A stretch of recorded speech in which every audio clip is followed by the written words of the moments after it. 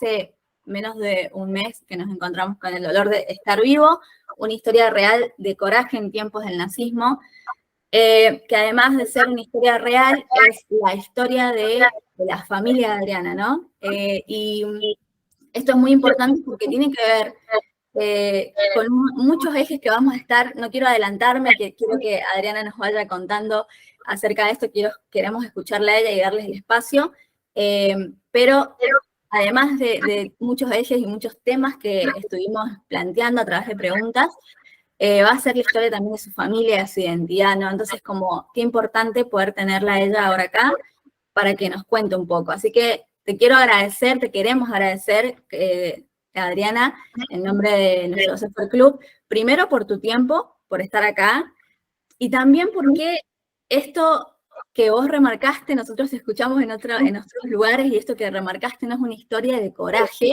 y nosotros creemos que esta acción de escribir el libro tuya también es una acción de coraje, también es un acto de valentía, meterse en una investigación que te llevó tanto tiempo y todo lo que significaba encontrar cosas que uno no sabía ni con qué se podía encontrar. Entonces, animarse a escribir algo tan privado, animarse a publicarlo, todo eso para nosotros también es una historia de coraje y de amor. Así que te queremos agradecer por esto y por dar a luz este libro. Y bueno, ahora sí le voy a dar lugar a Banji a que empiece con algunas preguntas y ya damos comienzo oficialmente a la charla. Bueno, Adriana, la verdad que Mica resumió muy bien el sentimiento y la emoción que tenemos de estar acá.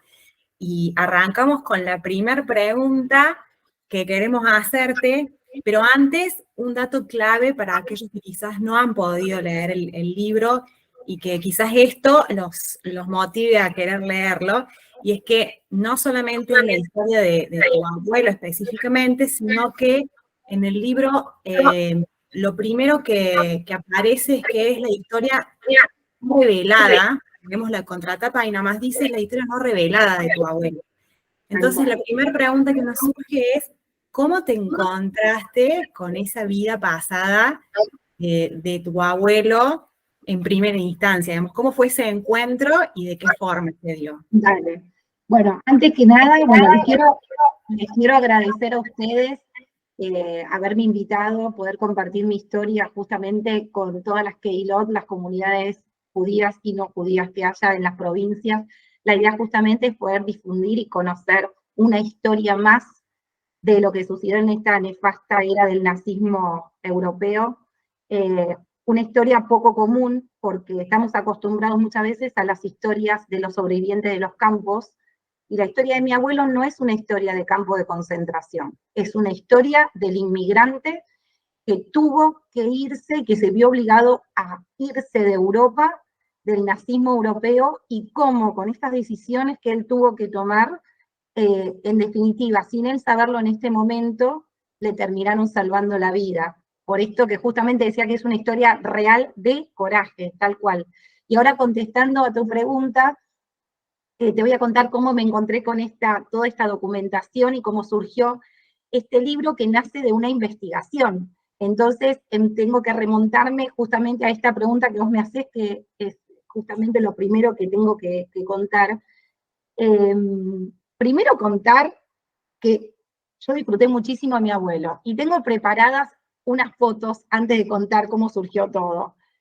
Mira, para que no veas la foto que está en el final del libro, la quiero mostrar acá a color. Este es el día que yo me recibí. Acá, esto es algún cumpleaños. Acá me pueden ver a mi abuelo que me está abrazando. Voy a mostrar otra foto más. Esta es la foto del Bat Mitzvah. Mirá qué bonita acá con la Torá. Y así tengo, pero montones y montones de fotos para contar un poco que cómo yo disfruté y los veranos que pasamos con él en Mar del Plata, y como yo hago en la primera carta donde yo recuerdo tantas cosas lindas, ¿no?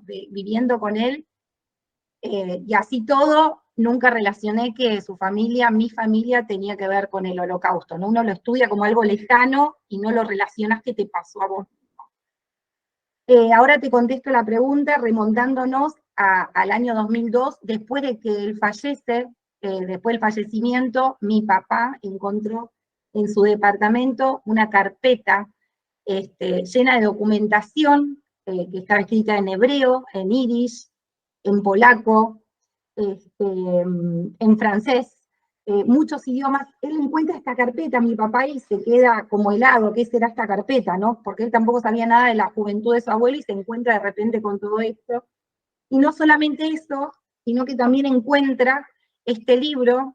Yo traje acá para mostrarles a todos, este es el Iskor Book de Ostrowiec, es el libro recordatorio de Ostrowiec de 1949, escrito en Argentina, y él se encuentra con este libro que le llama muchísimo la atención, este único ejemplar, había montones en yiddish, pero le llama la atención dice Ostrovce, que quiere decir Ostrowiec, y saben que tenía, a modo de señalador, tiene una cintita rosa, y esta cintita marcaba esta página.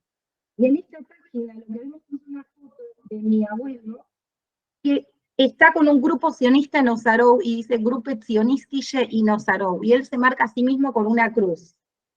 Esto de acá parto, ¿no? Yo parto de un montón de documentos en varios idiomas, de un Iskor Book, y que mi papá, en su desesperación de poder entender de qué se trataba todo esto, empezó con los años a armar árboles genealógicos.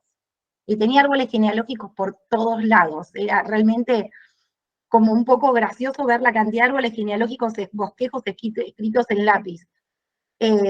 Porque era como una obsesión, ¿no? Llenar ese vacío que no entendía qué había pasado con su familia, porque es como si de un lado tenía mucha familia, del lado de su madre, pero del lado del padre no tenía casi nadie. Entonces es como si el padre hubiera llegado solo al mundo. Finalmente, para contarte cómo surgió, surge a través de las preguntas de mi hija, de mis dos hijas. Es la siguiente generación, estamos hablando de la cuarta generación, lo que estoy contando no está en el libro, son anécdotas que te voy a contar. Mi hija más grande, se llama Evelyn, un día viene y me dice, cuando estaba en cuarto año de la secundaria, me dijo, me piden un trabajo sobre tu abuelo, los abuelos que venían inmigrantes de Europa. Y yo le dije, mirá, no sé qué decirte, no conozco, no sé mucho de Miseide, no sé, nunca le pregunté, me quedé y le dije, pero hagamos algo, preguntarle a mi papá, que es su hijo, a ver qué te puede contar. Y ahí fue que Evelyn, mi hija, fue a tomar un café con mi papá le contó lo poco que él sabía, y con eso mi hija hizo un trabajo de 3 páginas. Cuando yo leí ese trabajo, a mí se me empezaron a caer las lágrimas, porque yo dije, wow, ¿qué es esto? ¿Cómo es que yo no sé nada de esto? Y ahí empecé, se me prende esta mecha, y esto es importante porque esto viene de la educación, de cuando vos te preguntan sobre los yorashim, de dónde vienen tus abuelos, tus bisabuelos, de Europa, qué pasó, quiénes eran. Que no, lamentablemente no me pasó a mí cuando yo estaba en el colegio. Yo digo, si me hubieran hecho un poco más de hincapié, porque uno no pregunta lo que no sabe, lo que no conoce. A veces uno da por sentado, tiene un abuelo judío tradicional donde compartís las fiestas y lo disfrutás tal como es, no se te ocurre indagar un poquito, ¿no? Cuando vos no te cuentan, vos no preguntás. Hoy me pregunto, ¿no? ¿Por qué no pregunté? ¿Por qué no indagué un poco más, ¿no? O sea, pensar esto de sentir, uy, qué solo que se habrá sentido cuando en Kippur diría el Iskor, ¿no? Incluso te voy a contar algo más, tampoco está en el libro, todo lo que cuento acá son anécdotas. Mismo acá en el Iskor Book, lo voy a buscar y te lo voy a mostrar, están los aniversarios de los fallecimientos de su familia, y también está en un Maxor. Bueno, esto no lo tenía preparado, pero ahora lo voy a buscar y te lo voy a mostrar. Entonces, justamente yo digo, cómo él, en qué momentos, ¿no? ¿Qué estaría pensando? Yo parto de esto, con estos documentos originales yo me pongo a investigar, a traducir, a interpretar, tener charlas con mi papá. Esto fue una tarea de a 2, mío y de mi papá. Mi papá dice que es mío, pero yo no lo hubiera podido hacer sin él, les puedo asegurar. Y esto yo empiezo a escribirlo espontáneamente porque empiezo a escribir todo lo que sale a la luz, porque para entender de qué se trataba. Y finalmente, cuando termino esta investigación, que fue una cosa, fulminante, porque era descubrir realmente para mí quién era mi abuelo y para mi papá quién era su propio padre, ahí surgió que mi papá fue quien me dijo, Adriana, tenés que publicar esto. Y yo dije, wow.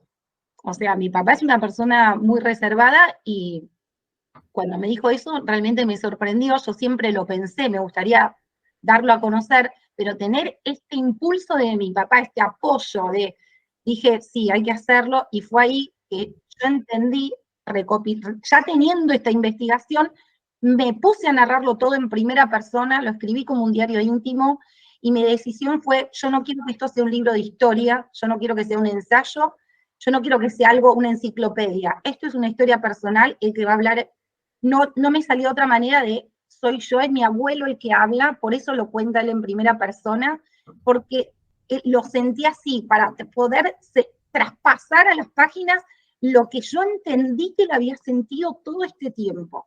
Y eso fue lo que hice, agarrar y ponérmelo a escribir en la piel de mi abuelo y terminar de escribir esto para quienes leyeron el libro, no solo rescatando su propia historia, sino rescatando todo mi mundo familiar, porque les voy a contar otra anécdota, es que al final del libro hay un anexo donde yo rescato a toda la familia, que esto en un principio no iba a ser parte del libro.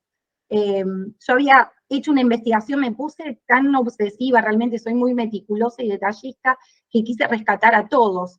Quise rescatar quiénes eran sus hermanas, sus tíos, sus primos, todos, y no solamente sus nombres. Yo rescaté dónde vivían, quiénes eran sus maridos, dónde trabajaban, y cuáles fueron sus causas trágicas de su fallecimiento. Sus destinos. Exacto. Y esto fue escrito en un anexo que yo le dije a mi papá, yo no sé si esto alguien lo va a leer, pero yo lo voy a poner porque para mí es muy importante, me llevó mucho tiempo investigarlo y para mí es muy importante. Resultó ser que muchos empiezan de atrás para adelante y empiezan el anexo antes de empezar a leer el libro. Así que se convirtió en una parte muy, muy importante. Valió la pena.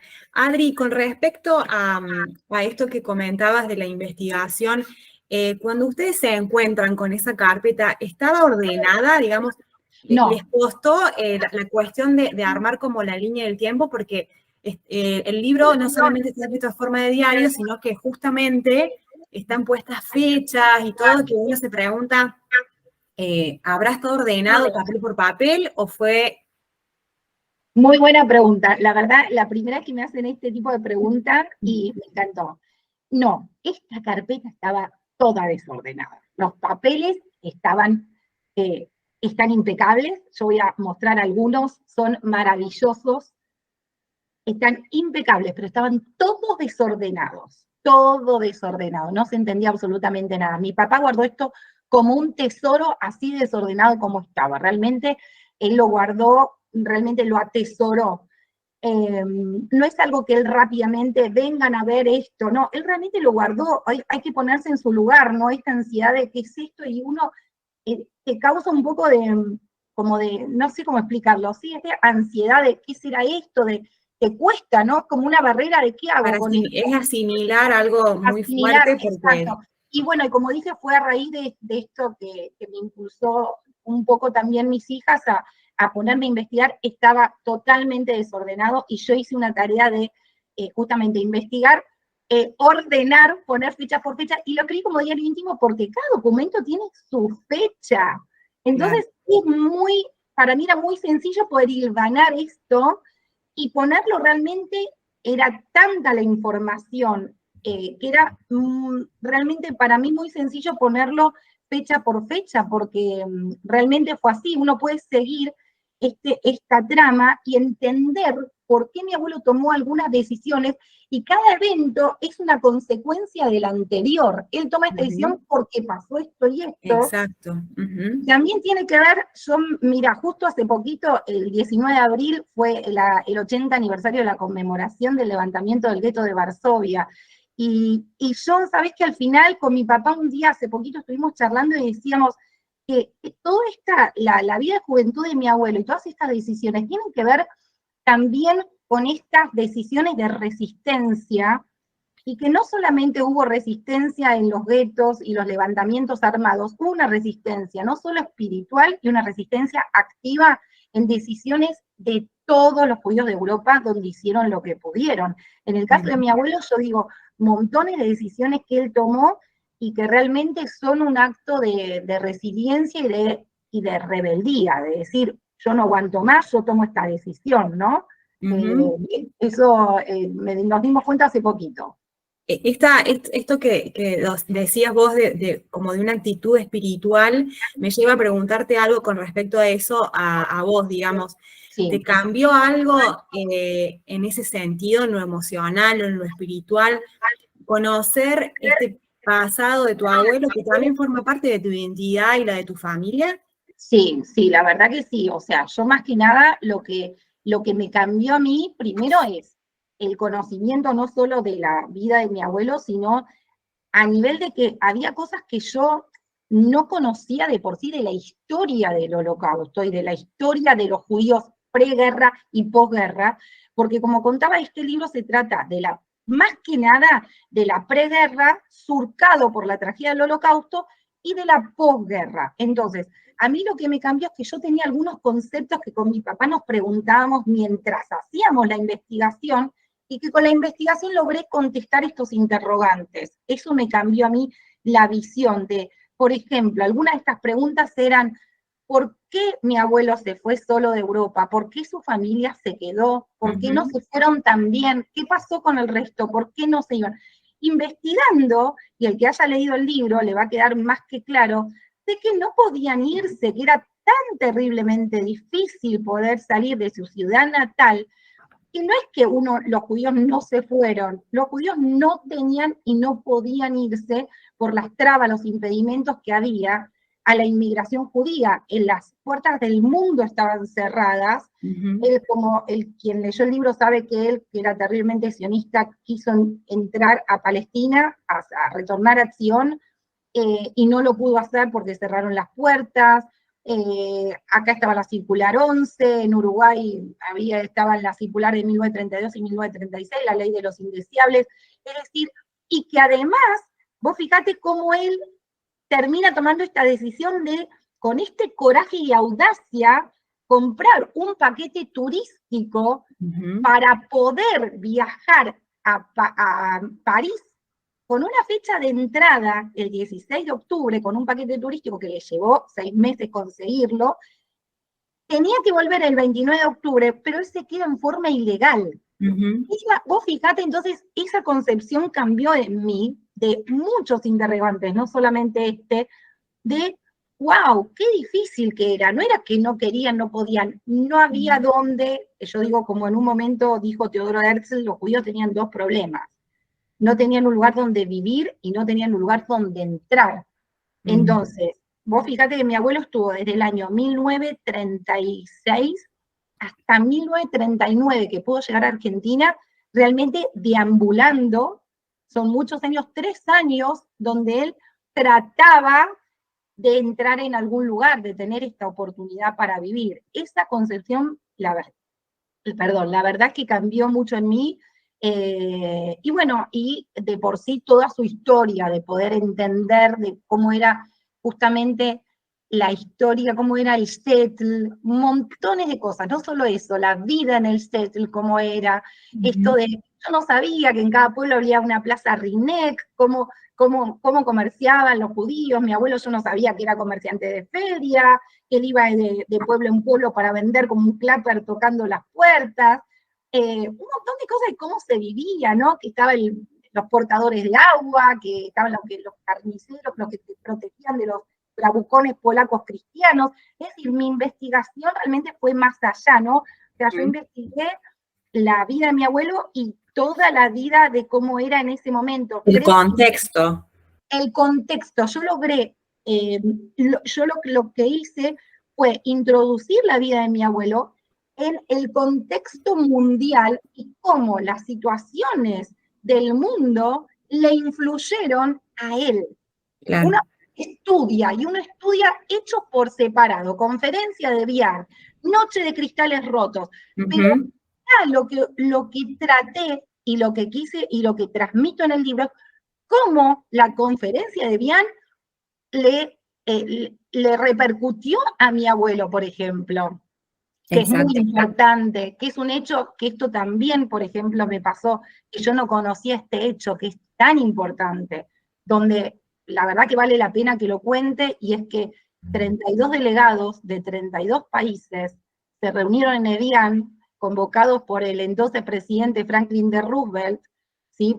También convocado por la comunidad judía americana, y lo que querían decidir ahí era qué hacer con los refugiados judíos del régimen nazi, ¿no? Realmente lo que hicieron fue un resultado, un fracaso, porque ninguno de los 32 países abrió sus puertas. Y acá volvemos a lo mismo que antes. Al cerrar los cupos a la inmigración, los judíos quedaron varados en Europa. Y ahí uno empieza a entender tantas cosas.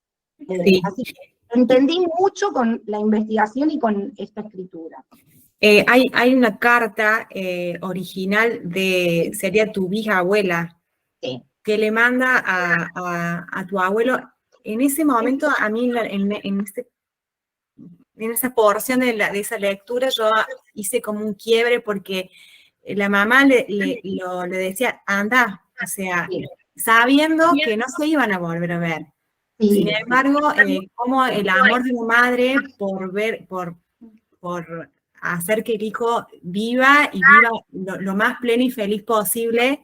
Y a mí eso realmente como que fue, en la parte del libro, fue un momento bisagra, por lo menos para mí, sí. y soy mamá hace poco, Sí. y digo, como que me pude identificar mucho con esa mamá, de estar de alguna forma entregando su hijo a la vida, a la posible vida, Sí. y a la libertad, Sí. a costa de no verse más. Esto para mí fue muy fuerte, y que rescataras esa carta original me parece que es muy valioso. Sí, sí, total. Mira, la verdad es que esta carta, y te la voy a mostrar en vivo, esta es una belleza, es una carta escrita a modo de librito, yo acá te la estoy mostrando abierta. Esta carta está escrita por su mamá, ¿sí? Mi bisabuela, Malka Lerman, su hermano Gilmayer Lerman, su hermana y un tío. La verdad, esta carta es el alma de mi libro. Si vos me decís cuál es el documento más importante y que el más te conmovió, es esta carta. Esta carta yo me obsesioné y no paré hasta conocer cada palabra de lo que dice acá. Cada palabra yo quería saber qué decía, porque acá está hablando su familia. Son las voces directamente de ellos. Esta carta es de febrero de 1939 y realmente la carta de la madre es desgarradora. Si bien sus hermanos le cuentan, ellos siguen con su vida como, la verdad, como si nada pasara, y le cuentan del negocio, y mi hijo va a la yeshiva, y las nenas cocinan, y bueno, y ayudan.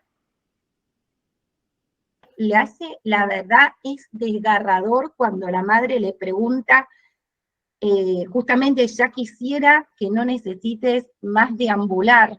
Más, la tengo acá y te digo la verdad, lo voy a leer en Yiddish. Dice, Ich wollte schon gewollt, as soll's schon nicht dürfen sie wandern. Acá le está diciendo, yo ya quisiera que ya no necesites más deambular. Es ist dort gut sein, espero que estés bien allí. Y después le dice, tú escribes, le dice, ¿qué se escucha? ¿Que de allí también te van a echar? Le pregunta eso, Asmen vet von dort euch jagen. Realmente me ocupé de conocer cada una de las palabras, y como vos decís, con mi papá decíamos, no solo lo desgarrador de lo que dice, porque también le dice, le pregunta algo que sería tan común. ¿Cómo puede ser que una madre le pregunte, ¿tenés miedo de andar por las calles? Le pregunta. Le pregunta, ¿ya podrás ser ciudadano? ¿Podrás convertirte en ciudadano? Su preocupación de que seas ciudadano y que no lo echen, como le había pasado en París, donde lo intimaron porque lo querían expulsar y llevar a Polonia. Sí.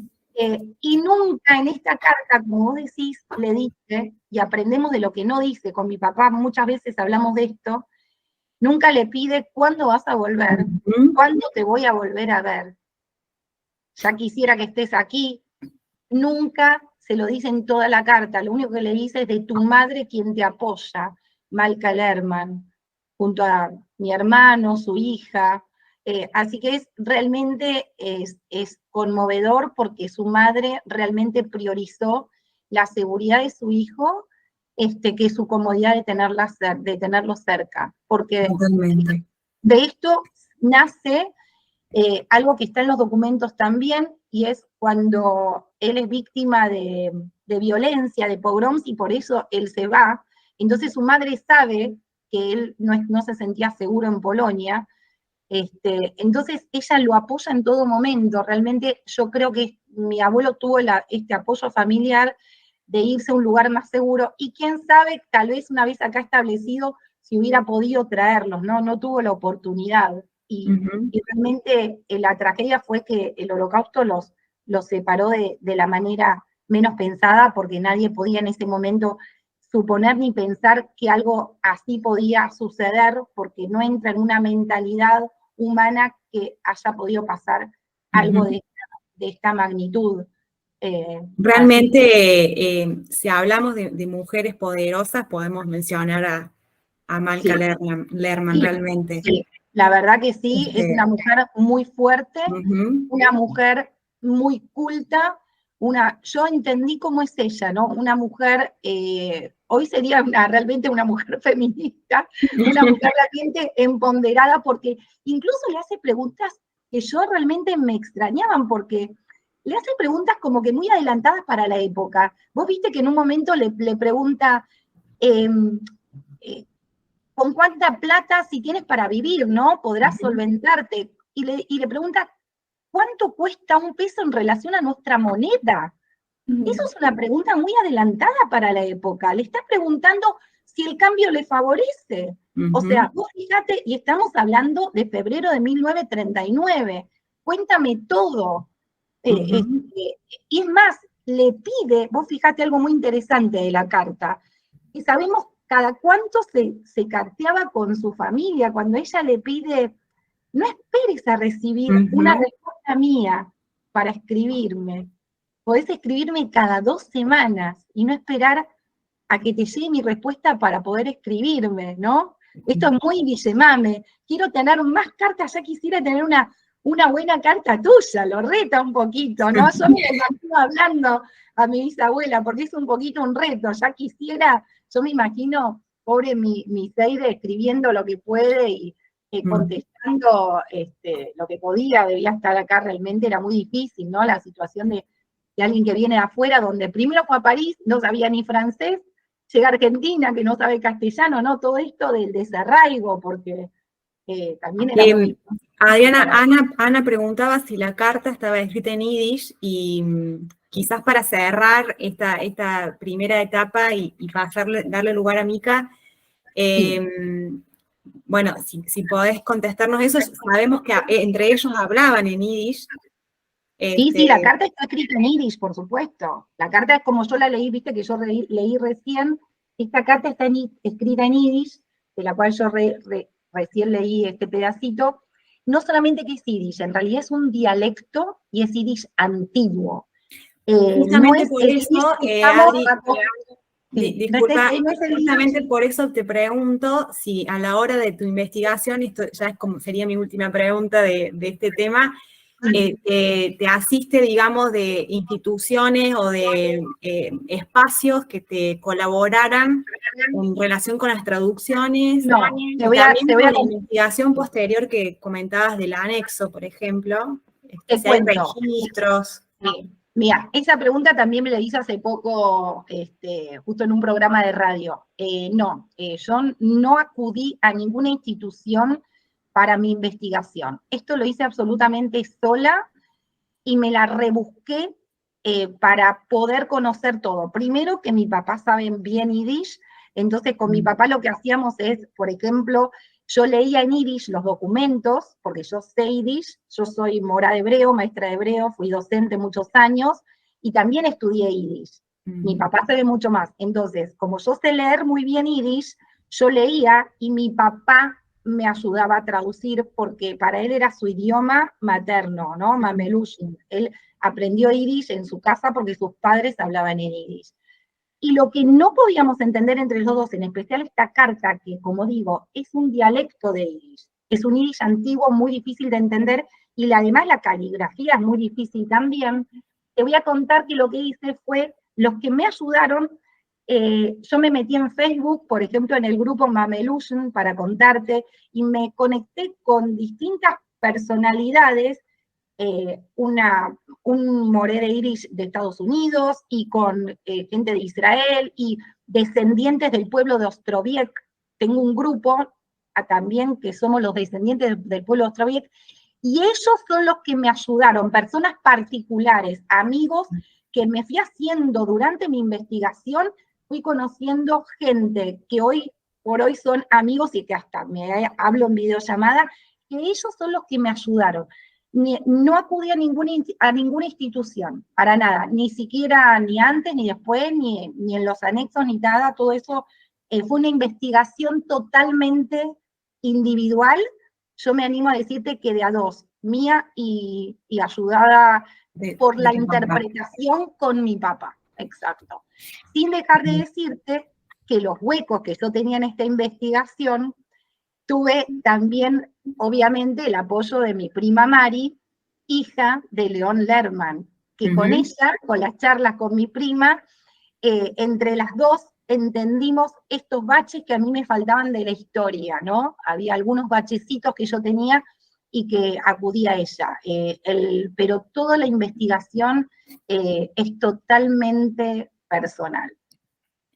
Genial, bueno. Gracias. Ahora para hablar un poquito también de lo que fue la escritura en sí del libro, te queríamos preguntar esto que nos dejaba así como con cierta intriga, que es, ¿cómo fue que o por qué fue que decidiste escribirlo como en forma de diario y en primera persona? Porque se podría haber escrito de tantas formas y de tantos géneros, y vos elegiste esta forma tan particular, poniéndole voz, ¿no? A emociones, a sentimientos, a pensamientos de tu seide, y que es una forma tan personal de escritura. Entonces, ¿cómo fue que llegaste a eso? ¿Por qué fue la decisión que tomaste de escribirlo de esa manera? Sí, en realidad, mira, te cuento, un poco como retomando lo que dije antes, que lo hice en forma espontánea, no es que fue una decisión, no es que yo dije voy a escribirlo de esta manera, sino que me nació espontáneamente redactarlo así, porque fue la única forma que yo encontré de poder escribirlo. No me salía a escribirlo de otra manera. Y yo me acuerdo cuando lo empecé a escribir y mi papá me decía, bueno, pero si no, contalo en tercera persona. Le digo, no me sale, tengo que escribirlo así, no me sale de otra manera que contarlo en forma de diario íntimo. Te digo la verdad, no es una decisión que haya tomado conscientemente, sino que me salió espontáneamente hacerlo de esta forma, y también porque en algún punto, eso sí lo pensé, y como creo que lo dije antes, yo no quería que esto sea, que la historia de mi abuelo sea un libro de historia, que sea una enciclopedia ni un ensayo. Esto es una historia personal, con lo cual yo quiero que la gente pueda identificarse y pueda sentir lo que sintió este inmigrante que se vio perseguido, que se vio echado, y que nadie debería haber pasado por lo que pasó él. Que uno sienta que te echan de este país, que no perteneces, que no tenés dónde entrar y que nadie te quiere buscando un lugar para vivir. O sea, el sentimiento de sentirte discriminado, realmente uno termina entendiendo y te agarra esta cosa acá, ¿no? O sea, qué difícil, ¿por qué tuvo que vivir esto? Nadie debería vivir esto.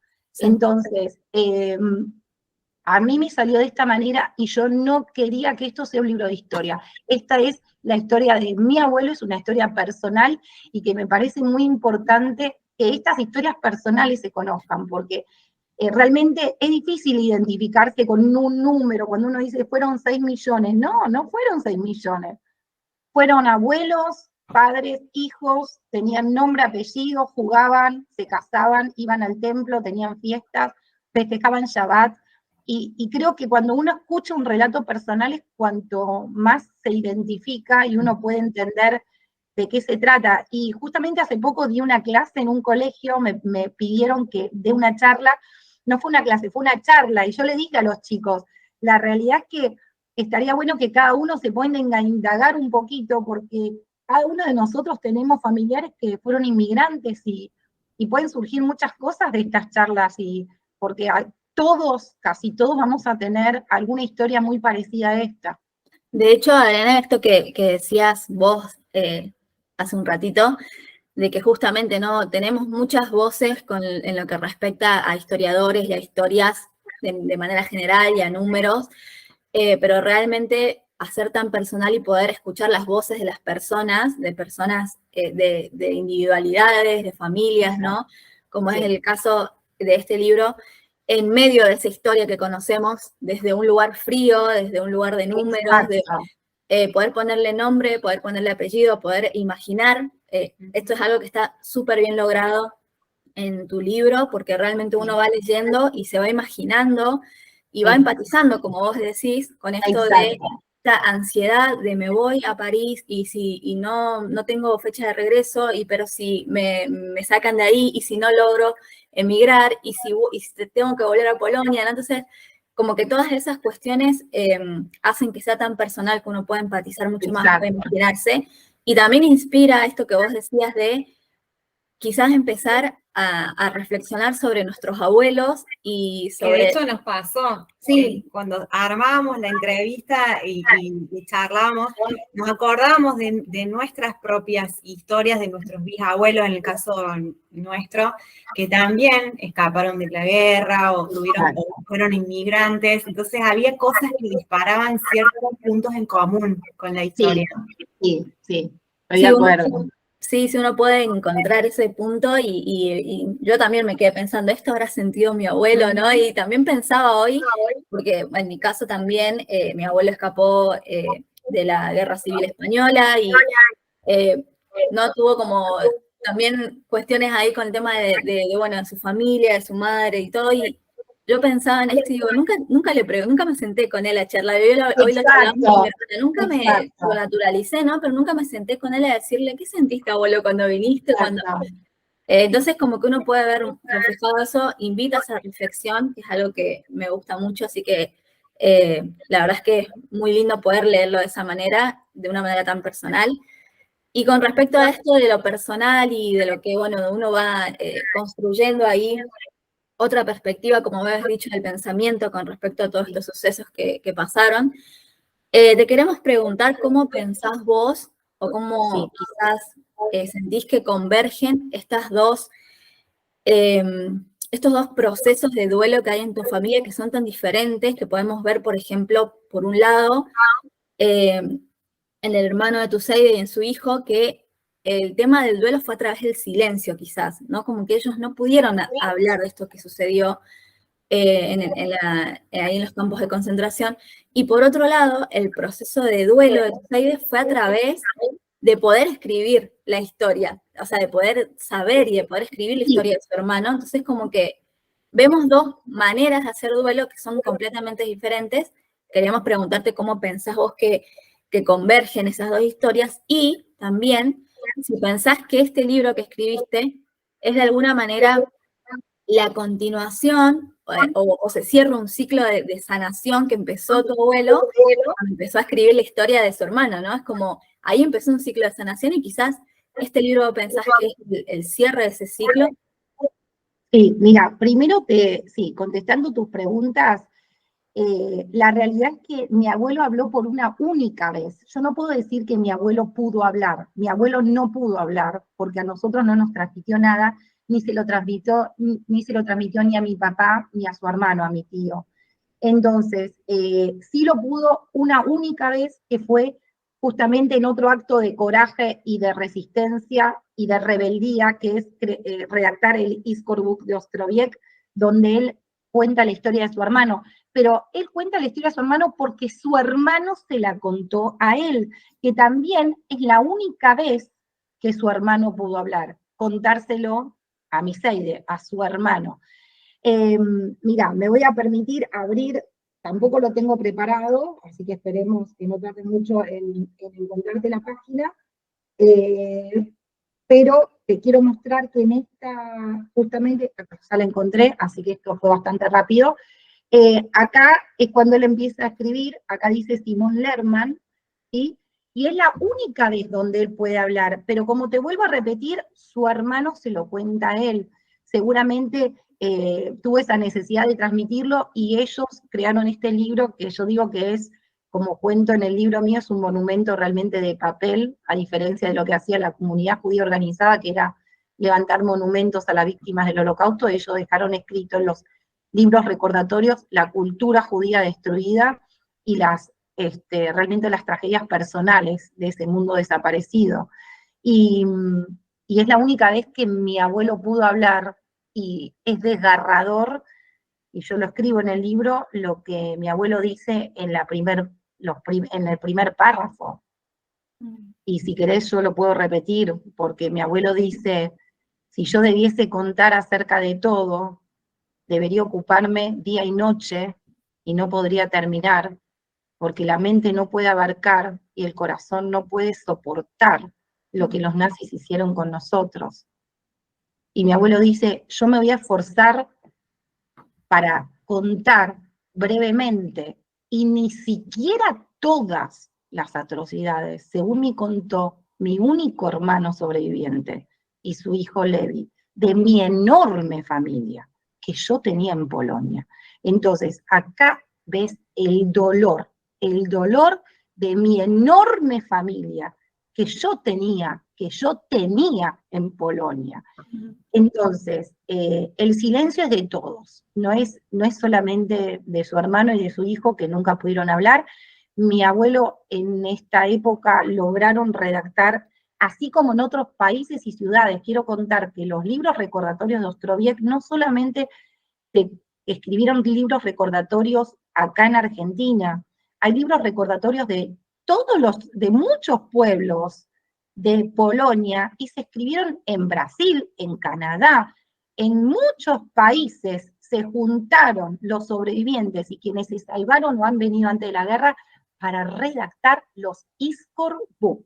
Los pueden encontrar en línea, se encuentran realmente hoy en día en internet, se encuentran en línea para leerlos. La mayoría están en yiddish, hay muy pocas partecitas que están traducidas al inglés.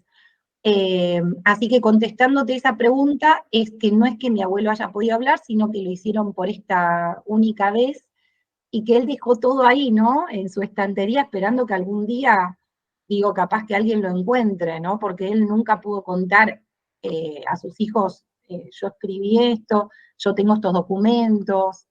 Ni siquiera contó que él era sionista, que él era muy sionista, algo básico, ¿no? O sea, algo... Podía haber contado algo, una pequeña parte de su juventud, pero no contó nada, ¿no? Y yo también cuento en el libro, primero les voy a mostrar la tapa porque es preciosa para que la vean, es El dolor de estar vivo. Acá está mi abuelo en París, y en la parte de atrás, que acá también es una foto preciosa, lo que quiero contar es que mi abuelo, cuando llegó a Argentina, él no se llamaba Shlomo o Salomón. Cuando llegó a Argentina, no, él se llamó Simón. Él era Misei de Simón, nadie lo conocía como Salomón. Recién en 1952 pudo recuperar su nombre y se fue al registro y se cambió su nombre. Vos fijate lo que pudo recuperar de su juventud, ¿no? Después de tanto tiempo.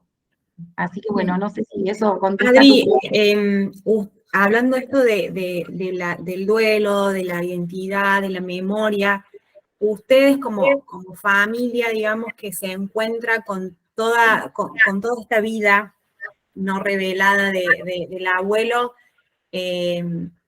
¿pasaron por algún momento de duelo, de dolerse, digamos? Me imagino que tener tan de cerca y de forma tan vivencial la historia del Holocausto y del nazismo, previo a la Segunda Guerra Mundial, ¿cómo... porque vos contás la investigación, lo que te llevó a escribir el libro, pero por ejemplo en la vida de tu papá y en ustedes mismos como parientes tan cercanos, ¿atravesaron algún momento, digamos, como de duelo por...? Mira, yo te digo, lo que más que nada, lo que sentimos en realidad es como sentir esto de: pude completar este vacío que tenía y conocer esto que no conocía, como completar la historia. Y el duelo, si vos me lo preguntás a mí, qué es lo que más me dolió, justamente es la familia perdida. A mí me pasó algo que es cuando yo encontraba a todos los familiares, incluso ver la última parte, y encontrar y ver todos estos árboles genealógicos, ver la cantidad de árboles genealógicos de personas que no están más y que no tuvieron descendencia, eso realmente, sí, eso fue realmente lo que me dolió, ¿no? Eso es lo que, si me preguntás qué es lo que más me dolió, justamente fue eso. Hace poco encontré, también a raíz del libro, y me escribió una persona que vive en Estados Unidos y me dice, él tiene un Kestenberg en común, que es la familia política de mi abuelo, y empecé a tener una charla con él y él me mandó muchos nombres más que no están acá. Y me agarró otra vez una cosa acá, porque dije, wow, estos árboles, porque hoy, en la realidad es que en esa época, las familias no tenían 1 o 2 hijos. Las familias religiosas tenían mínimo 5, 4, 5, 6, 7, 10 hermanos. Y cada uno de ellos tenía a su vez 4, 5, 6, 7, 10 hermanos. Entonces las familias eran enormes. Mi abuelo pensaba que yo no lo sabía, ni mi papá sabía. No sabía, mi papá no sabía ni que tenía hermanas. Eran 5. Él tenía 3 hermanas y un hermano. Y así cada uno, ¿no? Mi abuela eran 5 también, si no me equivoco. Eran 2 hermanas más, eran como 3 hermanas más un hermano. Entonces, y cada uno de ellos tenía muchos hijos. Por ejemplo, el tío, que aparece en mi libro, se llama Leibush Freund, tiene 7 hijos. No quedó nadie. De hecho, aparecen a raíz de esta documentación familia que no había registro de ellos en Yad Vashem. Yo escribí testimonios de Yad Vashem sobre personas que no había registro porque no quedó nadie para escribirlo. Así que, bueno, la cuestión es que, como te decía, por un lado tenés esto, pero por otro lado tenemos que contarle a los lectores para que crean que cuando lean este libro, no crean que esto es ahonda, digamos, si bien uno siente esta pérdida, hay que contarle a los lectores que también este libro es de resiliencia, es de salir adelante a pesar de todo, que también tiene su parte linda, ¿no? Porque es esta parte de cómo una persona realmente puede, a pesar de todo, poder encontrar su lugar, salir adelante, decir, acá está mi nuevo árbol de vida, esta es mi familia, acá estamos. Y es increíble eso también, cómo se lee. Sí, y hace poco, por así decirte, se cumplió también el aniversario en Ostroviec de la liquidación del gueto de Ostroviec, y también, y nos reunimos todos, y también dijimos ISCOR por los familiares, y es bueno, este acto también de bueno, acá estamos. Y creo que siempre nosotros, la comunidad judía, nos destacamos por valorar la vida, o sea, más allá de esta parte trágica, siempre nosotros lo que hacemos es valorar la vida, y no por nada, vos fijate que nosotros ponemos como Día del Holocausto, Yom HaShoah, que fue hace muy poquito, el 19 de abril, le decimos Yom HaShoah Be'Akburá, ¿no? Es el día del Holocausto y del heroísmo, porque nosotros elegimos como fecha para el Día del Holocausto el día del levantamiento del gueto de Varsovia, que fue cuando nosotros resistimos, no cuando el Día Internacional que puso la ONU el 27 de enero, ¿sí? Que el 27 de enero fue cuando el Ejército Rojo Soviético liberó Auschwitz. Si es que le podemos decir liberar, porque la verdad es que no se trató de una liberación, realmente lo que encontró el Ejército Rojo fue los pocos judíos que quedaban, que no podían mantenerse en pie, porque al resto se los habían llevado todos 9 días antes, el 18 de enero se los llevaron en las marchas de la muerte. Pero nosotros, como te digo, valoramos la vida, y nosotros lo que hacemos es conmemorar el heroísmo, el levantamiento. Y yo con mi libro quiero dejar el mensaje positivo realmente, y que es que mi abuelo tuvo este coraje, esta resistencia y esta rebeldía de poder salir adelante a pesar de todo, de decir acá estamos, y que cada uno resistió como pudo, y que gracias a Dios hoy estamos acá y podemos hoy contar su historia justamente para mantener la memoria viva, ¿sí? Y para educar, para educar a las futuras generaciones, ¿no? A mis hijas y digamos, a todo el mundo, ¿no? Que esto se pueda difundir. Sin duda, Adri, eso para las personas que lo han leído lo van a recordar, y para las personas que no, lo van a leer después de esta charla seguramente. Y se puede ver ese heroísmo que vos decís en esta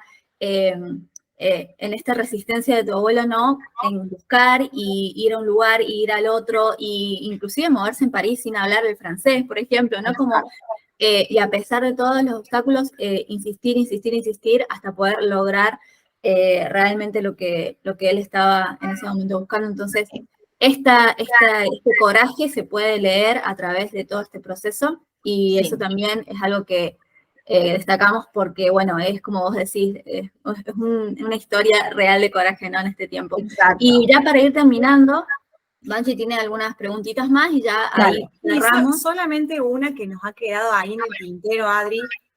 Realmente creo que hemos hecho nos has dado una charla muy motivadora para que aquellos que no han leído el libro lo puedan hacer, y los que sí hemos leído, yo voy a volver a revisar, seguramente voy a volver a leer la carta de la mamá de Shlomo, porque hay muchas partes que es bueno volver a revisar, ver las fotos. La verdad que está escrito y diagramado el libro de forma muy interesante, así que la invitación es para que todos lo puedan leer. Pero hay una pregunta que nos quedó ahí en el tintero para que después podamos dar espacio a los oyentes, y es si se sabe qué pasó con Miriam, que sabemos que fue... Me lo han preguntado, me lo han preguntado. Lamentablemente no le pude seguir el rastro. Y te puedo contar algo, y tengo la foto acá y te la voy a mostrar, porque ya que tenemos que aprovechar el Zoom para mostrar los documentos originales. Mientras vos buscas, Adri, les cuento a los oyentes que Miriam fue novia de Shlomo allá en Polonia, digamos. Y tenían su prometida, tenían el proyecto de poder casarse e irse ambos a Eretz Israel, y no lo pudieron concretar. Ella se quedó en Polonia para cuidar a su padre, y bueno, fue un poco por carta la separación, ¿no? Sí, Adri. Voy a ponerla más cerca para que se vea. Yo te voy a contar una anécdota de esta foto. La anécdota de esta preciosa foto es que con mi papá decíamos, ¿quién será, no? Esta muchacha, por la forma en que estaban agarrados en esa época, los religiosos no se tocaban tanto ni estaban tan cerca, decíamos, tiene que ser su novia, ¿no? Porque ¿quién podría ser? Y a veces lo que pasa en una investigación es que a veces uno tiene conjeturas, y después esas conjeturas muchas veces resulta que uno las confirma. Y cuando yo me encontré con Paula, que es la nieta de León, de Levi Lerman, ¿sí? La bisnieta de Gilmayer, y nos pusimos a intercambiar y fotos y cosas, y cuando yo le contaba de la investigación, y ella me dijo, entre otras cosas que estuvimos charlando y pasándonos, ella me dijo, y mirá qué regalito te tengo para vos. Y ella me muestra que ella tiene la misma foto. Resulta que su bisabuelo, Gilmayer, había conservado esta foto, y atrás estaba escrito en yiddish, esto no está en el libro, así que es una anécdota, y les voy a contar, que decía, Mein Bruder Shlomo mit dein Kale Miriam in Poland. Lo que quiere decir, eso está escrito en yiddish, pero lo que dice es, mi hermano Shlomo con su novia Miriam, con su prometida en Polonia. Así que bueno, fue realmente una de las cosas que, wow, bueno, parte de la investigación, ¿no? Estoy contando una anécdota, realmente no le pude seguir el rastro. Nos había quedado ahí en el tintero, porque una vez que leemos el anexo y todo, ella como que no aparece. Claro, es que no puedo, realmente no la pude incluir en el anexo al no tener la certeza de qué pasó con ella, porque todo lo que está en el anexo está corroborado y es parte de una investigación y está escrito, está sacado de documentos. Todo lo que está en ese anexo no es algo, no son suposiciones. No, exacto. Están en testimonios de Yad Vashem. Por lo cual, lo que no figura ahí es porque no puedo tener la certeza de, lamentablemente, qué pasó. Y la familia, digamos, de tu abuela, quien fue esposa de Shlomo, también tiene una historia similar al... Sí, yo de hecho la cuento en el capítulo en que yo cuento cuando mi abuelo conoce a mi abuela, y yo cuento que su familia también vino de Polonia, pero mi abuela vino de un pueblito pequeño también de Polonia que se llama Selwa, y la diferencia es que ellos se fueron todos juntos, mucho antes de la guerra, en 1930. Se vino su familia, sus padres, ella con sus hermanos, o sea que lo vieron venir mucho antes, ¿no? Era más fácil irse en esa época. Cuanto más cerca de 1939 era mucho más difícil. E incluso trajeron a una prima huérfana, que la adoptaron como hija, ¿sí? Y que, bueno, mi papá tiene mucha relación con la hija de esta prima. Exacto, sería una prima de mi abuela que la criaron como una hermana.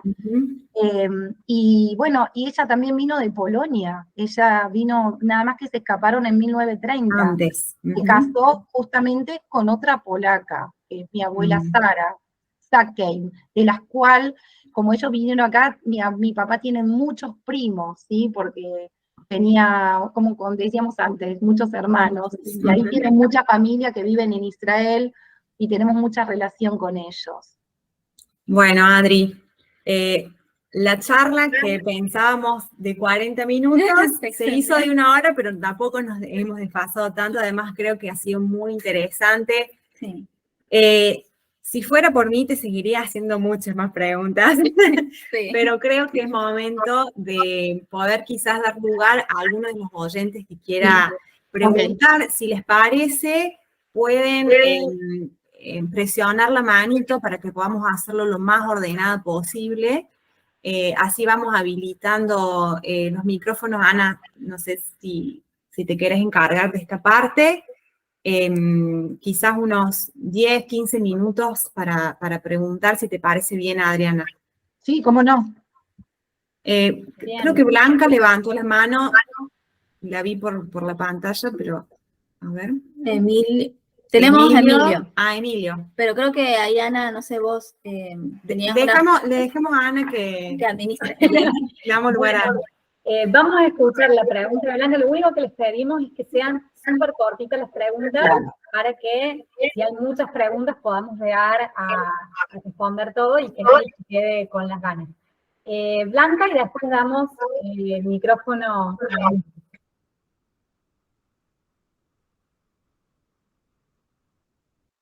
Me parece que en Blanca está muteada y no puede hablar. No, ¿ahora me escuchas? Sí. Bueno, no hay ninguna pregunta. Quiero agradecer a la comunidad, a ustedes, a Ana, agradecer a Adriana, y me emociona mucho esto porque yo soy nieta de polacos. Mi abuelo vino de Polonia, huyendo de la guerra, y llegó desde Holanda, Argentina, y llegó a Santiago del Estero, y allí se casó con una argentina. Entonces toda esta historia que cuenta Adriana, para mí me es muy conmovedora porque es muy similar a la que vivió mi abuelo. Entonces agradezco esto, porque sé que somos muchos los que estamos en lo mismo, aunque mi abuelo aparentemente tuvo que, cuando ingresó, cambiar en su pasaporte la religión, porque no le permitían entrar como judío. Entonces me enteré por mis tíos, que tuvo que colocarse como católico para poder ingresar. Entonces, discúlpame, pero me emociona realmente esto. No, muchas gracias. Muchísimas gracias. Lo que quiero decir antes de que haya otra pregunta, no quiero dejar de decir que mi libro, para el que lo quiera comprar, que esto es importante, que lo quiera leer, porque esto se trata de conocer esta historia, se encuentra en todo el país. Que yo sé, mi libro fue publicado por la editorial El Ateneo, tuve esta suerte de se interesaron muchísimo en mi historia, y que hoy está en todo el país, que se puede conseguir en cualquier librería, ya sea Jenny, Cúspedi, Nadir, cualquiera, y incluso fuera del país está como ebook, eso también lo quiero decir. Hay muchísimas páginas que lo venden, temática.com, baja libros, montones, y que está también, para el que lo quiere comprar fuera, está en Amazon. De hecho ya lo leyeron desde varios países, incluyendo Israel, Polonia, pero no quería olvidarme de decirlo. Gracias, Adri. Bueno, gracias, Blanca, también por tu comentario. Le contaba a Adri que mucha gente nos había escrito y también comentando en la comunidad similitudes. Sí, incluso lo que les quiero decir es que realmente me gustaría que me sigan en Instagram, que me pregunten lo que me quieran preguntar, que en Instagram me encuentran fácilmente como Adriana Lerman. Mi mail es adrianalerman22@gmail.com, es muy fácil. Así que realmente el que no quiere o no puede o le da vergüenza preguntar, que me escriban, porque a mí justamente lo que me encanta es tener ida y vuelta con la gente, que me escriban en Instagram, que me escriban mail, vuelvo a repetir, ahí está, adrianalerman22@gmail.com, o en Instagram, Adriana Lerman, que encantada les voy a contestar a todas las preguntas. Buenísimo. Ahí Emilia había levantado la manita. Te escuchamos, Emilia. Sí, buenas noches. Darle las gracias a Adriana por su libro y por estar presente hoy. Lo compré, lo tengo, lo leí. Oh, muchas gracias. Yo más que preguntarle, quería, se me ocurrían algunas cosas reflexionando a medida de las preguntas que hacían las hermanas y las respuestas suyas. Este estilo de escribirlo en primera persona que nos interpela, nos moviliza, nos emociona, porque leerlo en primera persona realmente el que lo leyó, como en mi caso, varias veces tuvo que parar porque se quebraba, aunque yo no tenga familiares polacos, ni mis familiares pasaron por ningún holocausto, ni nada, ¿no es cierto? Pero a uno lo moviliza, lo emociona, ¿no es cierto? Y también me preguntaba, ¿qué perfil podría sacar de su abuelo? Está acá atrás y está acá adelante, ¿verdad? Una persona audaz, una persona valiente, pero aún con todo eso, una persona serena, una persona aplomada. Sí, total. El que no toma decisiones rápidas, que no se desespera porque el tiempo le estaba mordiendo los talones en París, que le faltaban 2 días para expulsarlo, para echarlo. Él seguía esperando, como dice la palabra de Dios, pacientemente esperé en el Señor y tuvo su recompensa. Y por último, para no ser tan largo, ¿qué enseñanza podemos sacar nosotros hoy de este valioso libro y de esta persona y de su personalidad y de toda su vivencia, ¿no es cierto? Una persona de coraje, una persona que pese a las adversidades que tenía, pudo salir adelante y pudo venir a la Argentina y construir una familia numerosa. Trataba de compararlo a ver con qué personaje de la Biblia lo podía, aunque sea no tan cerca. Me imaginaba en Abraham, pero Abraham tuvo la promesa de Dios, le dijo, sal de tu tierra y tu parentela, vete a la tierra que yo te mostraré y será tu descendencia tanto, pero ahí tenía una promesa de Dios, aquel no tuvo ninguna promesa. Lo comparaba, sí, tal cual. Yo creo que la diferencia es realmente, sí, lo describiste muy bien. Yo creo, mi abuelo, primero te voy a contar porque, bueno, yo obviamente lo conocí muchos años a mi abuelo, no es que no lo conocí, yo te puedo contar cómo era una persona muy serena, era una persona, digamos, era cariñoso, era una persona, era como una eminencia también, ¿no? Porque para nosotros era el Seide, era como, digamos, el patriarca, ¿no? El que está ahí en la mesa de Rosh Hashanah, Kippur Pesach, que es el que lee el Maxor, el que preside la mesa, ¿no? El que come la cabeza del pescado, ¿no? Realmente era como una personalidad muy importante y muy querida para nosotros. Él era realmente, yo tengo muy lindos recuerdos con él, estando con él en Mar del Plata, los cumpleaños, como decía antes, y realmente sí, él era una persona serena, una persona, yo creo que muy carismático también, ¿no? Su palabra era como, bueno, es su palabra, ¿no? una sentencia. Y lo que también saco de la investigación es que puedo entender que era muy determinado, muy tenaz justamente en conseguir lo que él quería, en no darse por vencido, porque él, con la carta de su madre, él podría haber dicho, vuelvo a Polonia. Acá me intiman a que me vaya, y ya que estoy, 2 segundos voy a mostrar la intimación. Esta es la intimación donde a él le dicen en 8 días tenés que volver a Polonia, y detrás de la intimación, mes a mes, él tiene que ir al Ministerio del Interior a sellar la intimación para que lo dejen residir un mes más, mes a mes, porque no lo dejaban residir, ¿no? Entonces, imagínense que esto es constante, mes a mes pedir, déjenme un mes más, déjenme un mes más.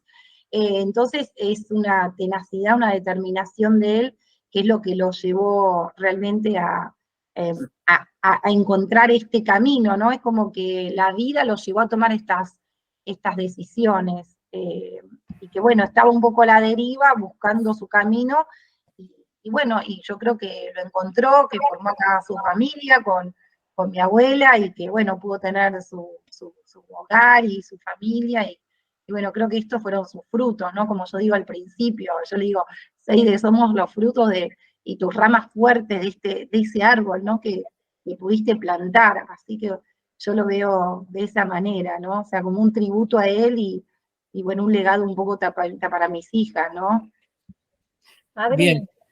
Y una última cosa, estas 2 palabras que le dice su hermano cuando se reencuentra con él. Imaginémonos, ¿no?, una persona que venía de un campo de concentración, con todo lo que había pasado, con las cosas que se contaron y las cosas que no se contaron, y con total calma, suavemente le dice, my brother, ¿eres mi brother? Mira, la verdad es que yo me tuve que imaginar ese reencuentro, y una amiga mía me preguntó lo mismo, y me dijo, ay, Adriana, ¿cómo hiciste para escribir ese reencuentro? Y nada, y simplemente lo sentí. Yo creo que en ese momento no hacen falta las palabras, o sea, ¿qué palabras hay? No hay. Yo creo que en esos momentos no, más que abrazarte y en silencio, porque cada uno carga con su propio dolor, ¿no? Entonces, sí, es muy emotivo, porque es una historia, tiene muchos, ¿no? Muchas idas y vueltas, y bueno, yo creo que finalmente tenemos un final feliz, aunque no es rápidamente un final feliz, porque tarda realmente en poder reencontrarse, pero bueno, sí, un poco también al ponerse en el lugar, en la situación, uno ya como que se va imaginando, es lo mismo que les pasa a ustedes cuando leen el libro, ¿no? Uno se pone en situación y es como que imaginas la situación. Bien, gracias. No, por favor. Adri, te quiero hacer 2 preguntas en realidad. Una te la hice ya por mensaje porque quiero decirle a todos que no me aguanté de hacerle esta pregunta, pero va sumada a otra. La primera es si pudo, porque cuando uno lee, se da cuenta que es muy sionista Cowell, ¿no? Y entonces la pregunta es, si pudo llegar a Israel, si fue tantas veces rechazado, si pudo llegar a Israel, y por otro lado, si volvió a Polonia. Mira, esa pregunta me lo han hecho también, una lectora me dijo lo mismo, te pido por favor decime si alguna vez llegó a Israel. Sí, finalmente en 1967 recién fue a Israel. Él siguió aportando al Keren Kayemet y a las organizaciones sionistas, aún habiendo llegado acá en Argentina. Tengo más de 120 documentos, de los cuales muchos son posteriores a que termina mi libro. Mi libro termina en 1952, pero tengo muchos documentos más. Porque él siguió guardando todos los papelitos, de 1960, 65, 70, 71. Sí, él conoció y pudo llegar a Israel realmente, incluso tengo alguna, hasta, él debió ser alguien importante, porque incluso en algún momento tiene una carta que lo invita el embajador acá de Israel cuando está acá en Argentina, así que sí, pudo ir, pero bueno, ya era grande. Creo que él pudo rehacer su vida acá, y que por ese motivo, digamos, no volvió a pensar en una aliyá, ¿no? Como que realmente llegó a establecerse acá donde pudo echar raíces. Y la otra pregunta que me hiciste... ¿Volvió a Polonia? Ah, no, jamás. No, nunca volvió a Polonia. Nunca volvió a Polonia. Nunca le escuché decir una palabra en polaco. Nunca volvió a Polonia, jamás. Volvió a Polonia, tampoco su hermano, ni su sobrino, no volvieron a Polonia.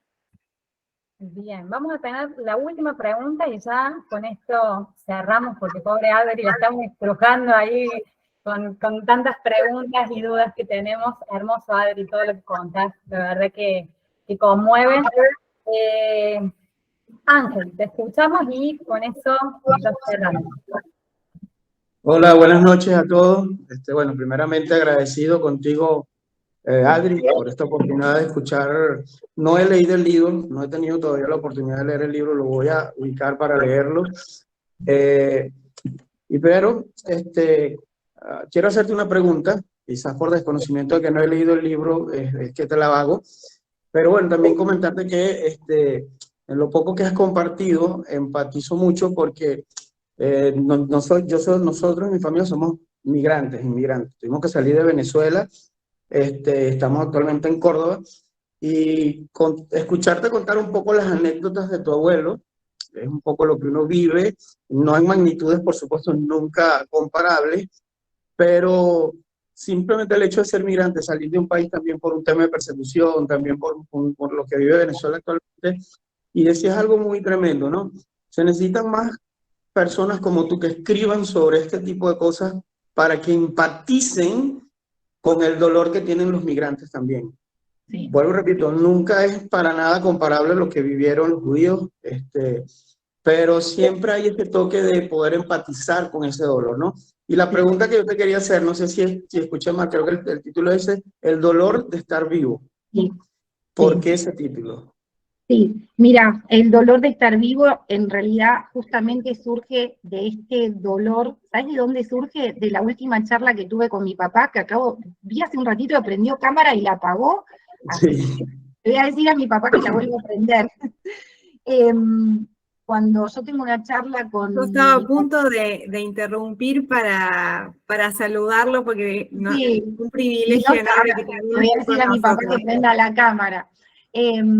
Resulta que en una charla que yo tengo con mi papá, esto también surge de una inquietud y fue un trabajo del colegio de mi hija menor, que se llama Geraldine, y que era una charla con los abuelos también de cómo, respecto a las generaciones, y es muy interesante leer este último anexo, de por qué el silencio, y por qué no preguntaste, y por qué no te contaron, y bueno, esta parte ya voy a tener que dejarla que compren el libro y lo lean, porque va a ser muy largo explicarlo, así que, pero justamente de ahí sale, porque mi papá dice que el dolor del trauma habrá sido muy, muy grande, y que él logra entender a su padre, o sea, lo que él dice es, yo entiendo a mi papá, es un poco entenderlo de por qué no pudo contar, porque el dolor habrá sido tan grande, dice mi papá, y por eso él no lo pudo contar.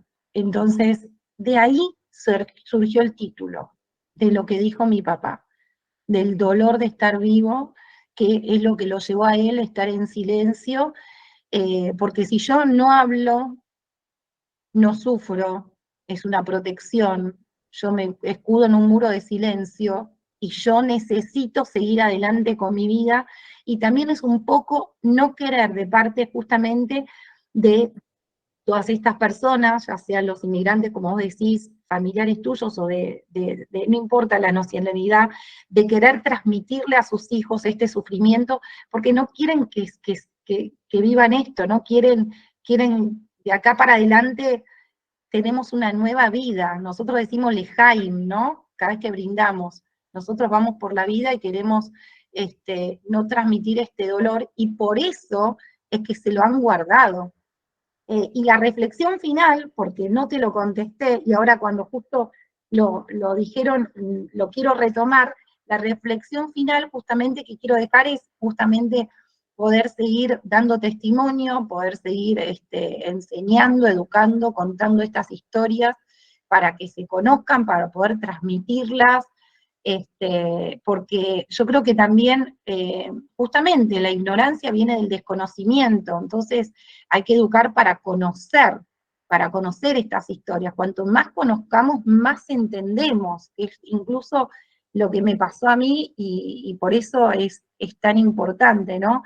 Y quiero, por último, mostrar una última foto, que acá está el sobrino de mi abuelo, otro acto esta es hermosa, esta foto está en el libro, para el que no lo leyó, y que tiene una frase en hebreo que dice, Aretz al tejasí de mam, y es, no cubramos con tierra la sangre derramada. Seguiremos dando testimonios, vamos a seguir manteniendo la memoria viva de todos aquellos que no lo pudieron contar, y como dije antes, ¿no? Por la vida, ¿no? Para sigamos adelante. Realmente un gran legado de amor el que tenés en tus manos, y acá lo vemos a Natalio, un privilegio tenerlo con nosotros en esta charla.